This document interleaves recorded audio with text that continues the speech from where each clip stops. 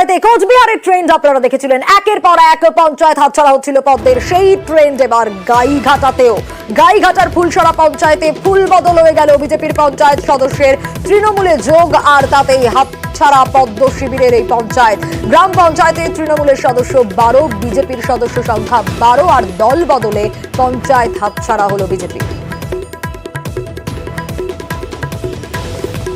জনগণ ভোট দিয়ে জিতিয়েছে গ্রামের উন্নয়ন করার জন্যে, যেটা আমি করতে পারছিলাম না। গ্রামের একটা পচাল রাস্তা করার জন্যেও সেই মুখ্যমন্ত্রীকে ফোন করতে হয়, তার হাত ধরাই উচিত গ্রামের উন্নয়নের স্বার্থে। তাই আমি বিজেপি ছেড়ে তৃণমূলে যোগদান করি। পঞ্চায়েত অনাস্থা করলে টিএমসি দখলে আসবে।